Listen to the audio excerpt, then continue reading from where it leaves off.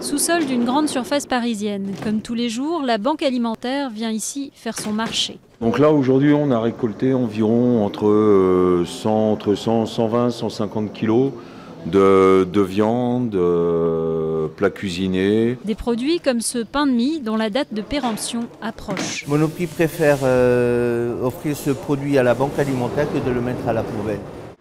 Direction ensuite la Banque Alimentaire d'Arcueil, la base francilienne. Aux dons des grands magasins et des entreprises s'ajoutent ceux de l'État et de l'Union européenne, l'un des principaux fournisseurs. Les associations viennent s'approvisionner ici directement. La demande a augmenté de 25% en 5 ans. On s'aperçoit qu'il se crée de nouvelles associations avec des initiatives individuelles et on s'aperçoit aussi que les communes créent de plus en plus d'épiceries sociales pour satisfaire ces besoins. Du café.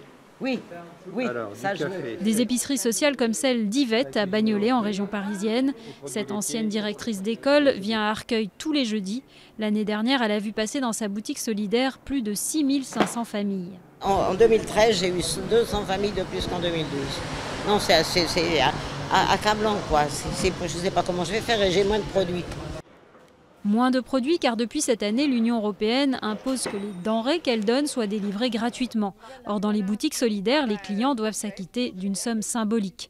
Yvette compte donc beaucoup sur la fameuse collecte annuelle de la Banque Alimentaire auprès des particuliers pour regarnir ses rayons. Ils nous le resservent sous forme de colis, donc des colis d'huile, des colis de sucre, des colis de café, etc.